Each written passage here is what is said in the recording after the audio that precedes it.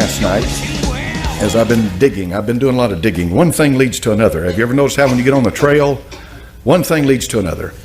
And when I started reading this, it's one of these things in your life, when you read it, you'll never forget it. All right, I'll never forget this. I'll never forget it because of the implications involved in it. First of all, it's the testimony of an honorable man.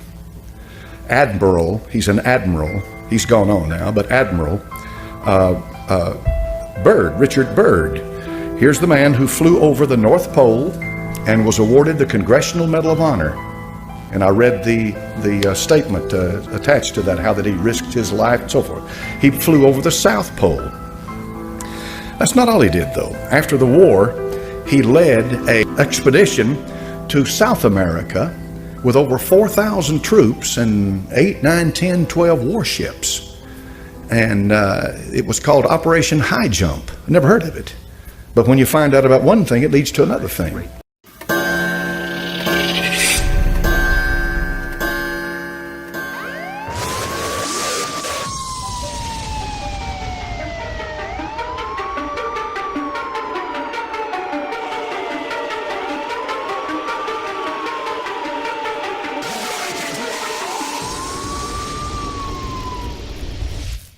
Well, let's get into it quickly because you're wondering what's going on. The man's an aviator. He's a pilot.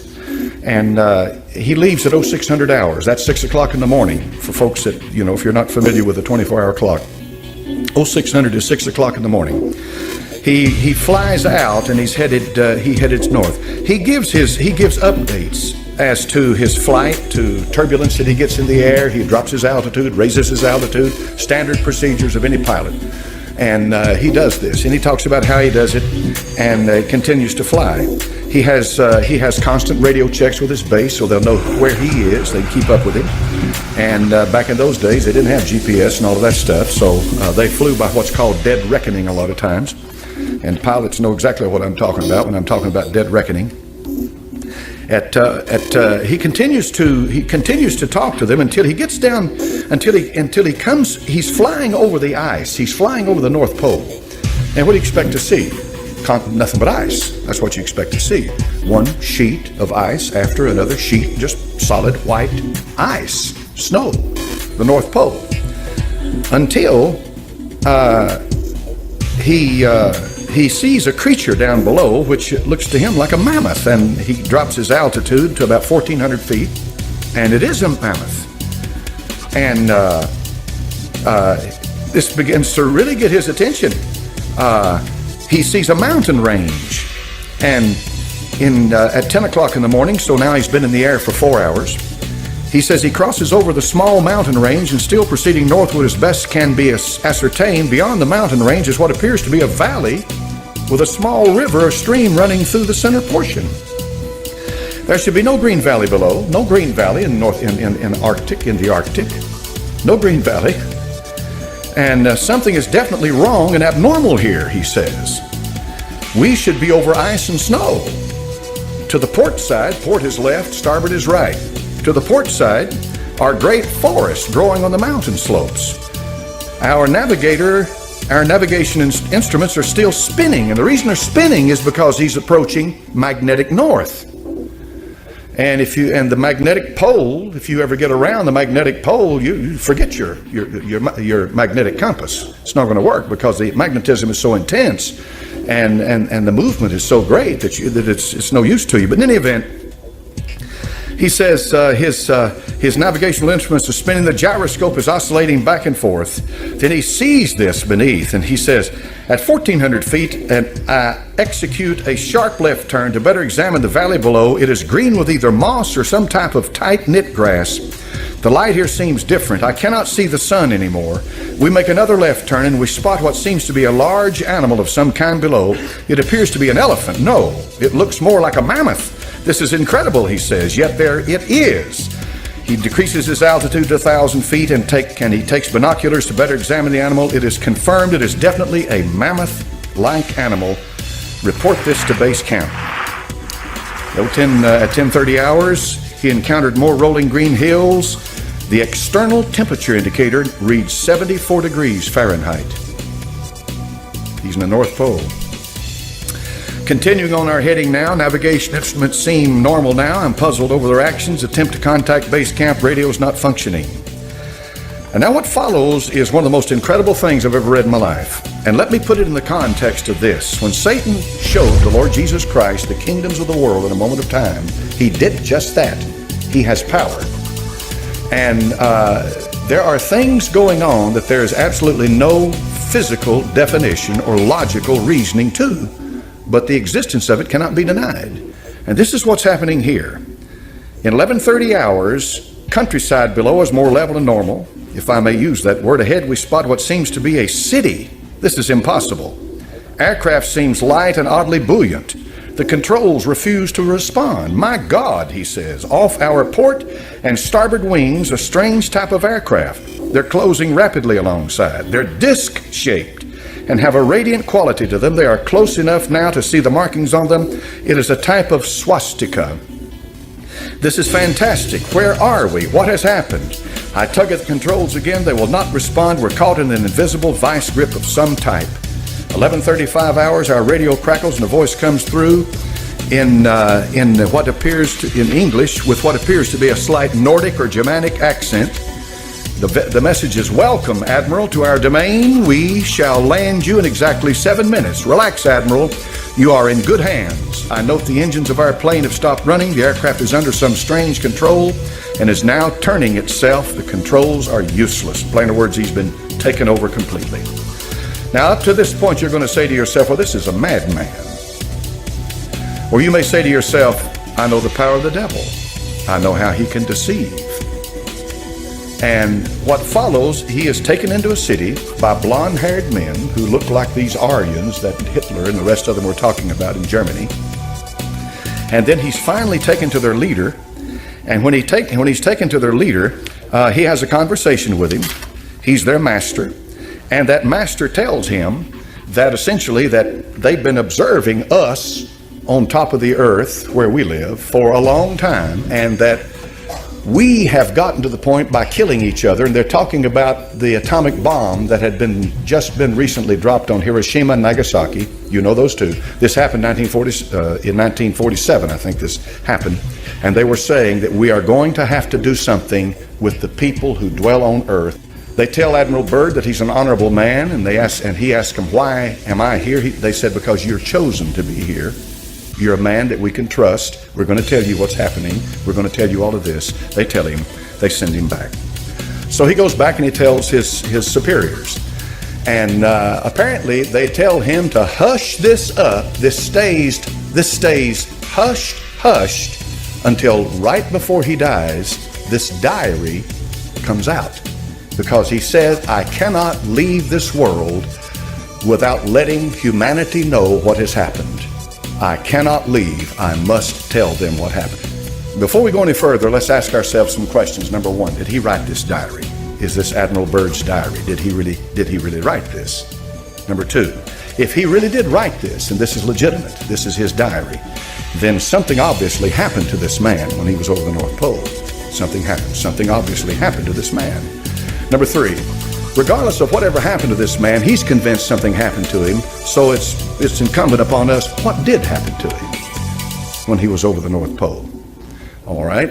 If you press this thing a little further and do a little more studying into it, you'll find out that there's an awful lot of people out there that believe the earth is hollow, that there's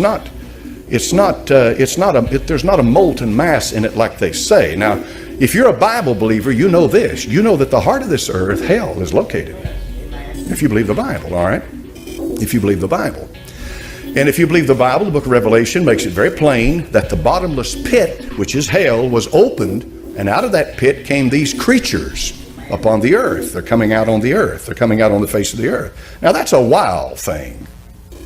This is why a lot of churches in this country, an awful lot of churches in this country, absolutely refuse to read or study the book of Revelation or preach from it, because it has some things in it that just literally blow your mind. And that's one of them, talking about creatures coming up out of the bottomless pit, Apollyon and Abaddon and all of that. But if I'm a Bible believer, I believe it's real. All right. You can get off and you can get way out in left field with a hollow earth theory. All right, and you can get in deep into all of this stuff that I'm just going to present it to you this morning in the context of what we're studying, because we're studying a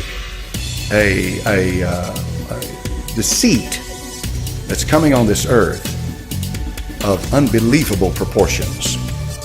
A deceit, all right, a deceit.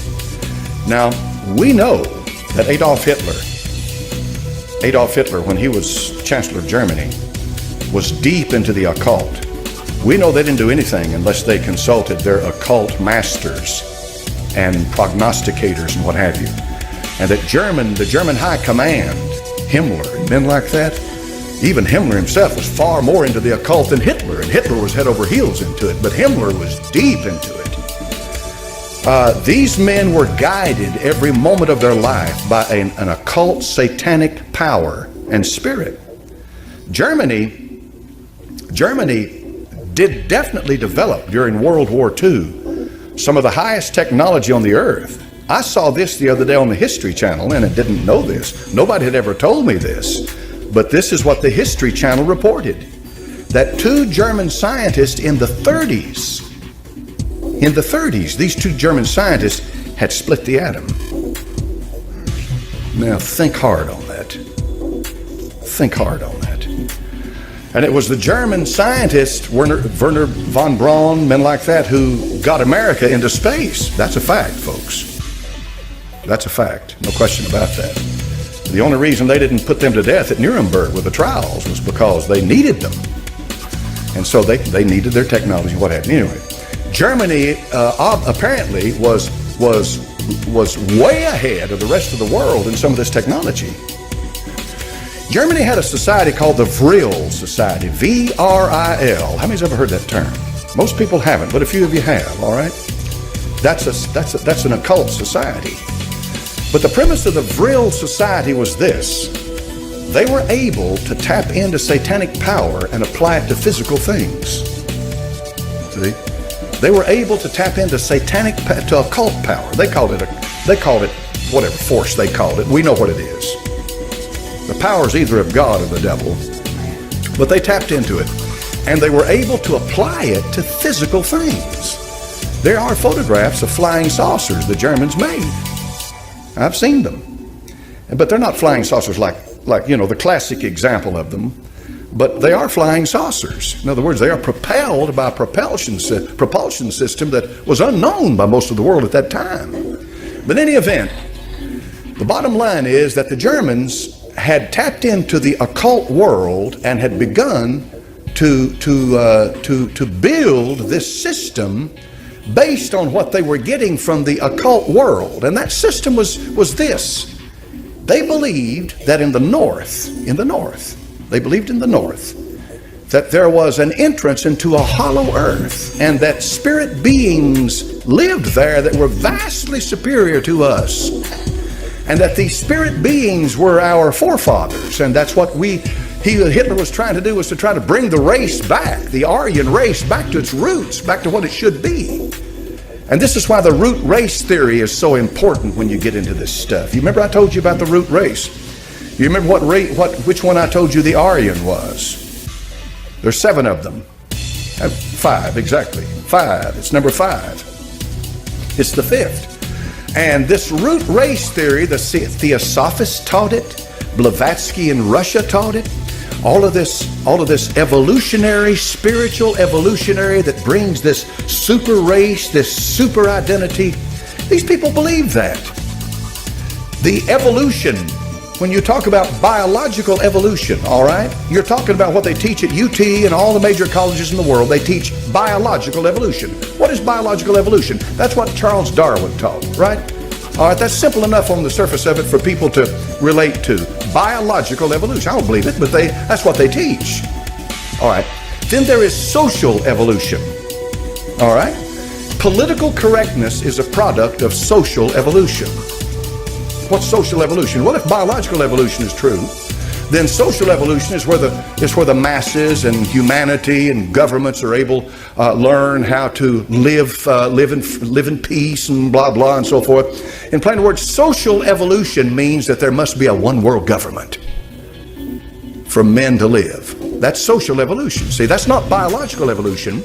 But the idea is that if evolution is true, they believe it is, then therefore that justifies the idea, well, men must live together. Then there is this esoteric, this spiritual, this stuff here we're talking about that Admiral Byrd saw. There is that type of evolution, and this gets into the mystical category of it, because this gets into that highbrow stuff about the spirit beings that are channelers and guides and are communicating with people. And the U.S. government would never tell you this, but they've had all kinds of experiments into this, and they've got labs, and they've got underground labs, and they're doing experimentation into this stuff, and all of this is going on right now, and people go off on the deep end when they get into it, and you got to be awful careful with it, because you can get into this stuff and you can become possessed by these spirits, because these are demons, and these demons are smart. Admiral Byrd saw something. I don't doubt that for a minute.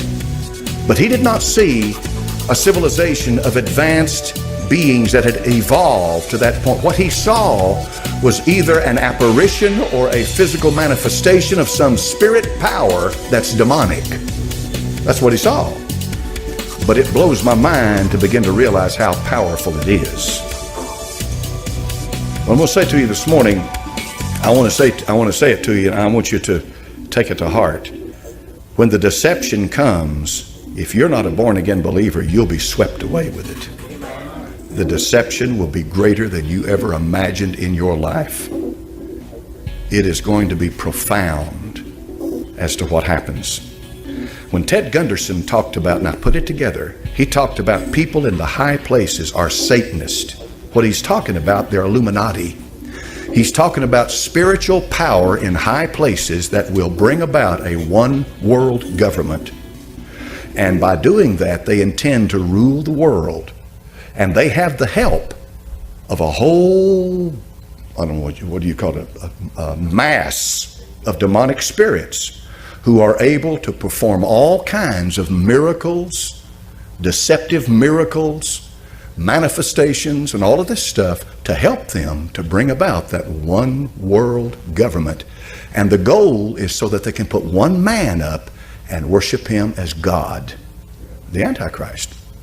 Now, there is a mind behind all of it. There's a mind directing it, and that mind is the devil, Lucifer. He wants worship. He wants worship. He covets worship. He does. And money's nothing to him. And the souls of men, and power's nothing to him. He's got power. He covets worship. That's why he said to the Lord Jesus Christ, you fall down and worship me, and I'll give you the kingdoms of the world. He covets it. Now when you look around yourself, and what I'm talking about, I've talked about Byrd, and I've talked about this other stuff. You got to ask yourself the question, well, how long is it going to be then? I mean, they've got all this technology, they've got all this stuff going. How long is it going to be before they bring this together and they do it? They're already doing it. It's already happening. It's already happening. When you look outside, how many of you have noticed these little antennas that have a square box on top of them? That's ELF. That's an ELF antenna. You know what that's for? Ostensibly, it's for this. Send frequencies into your head, and you wonder, why is it that I'm thirsty, or why would I like to have an ice cream, or what? All of a sudden this desire hits you. It's because they're feeding this stuff into your brain. Now you say, well, now that's crazy, preacher. They wouldn't do that. The government wouldn't do that, would they?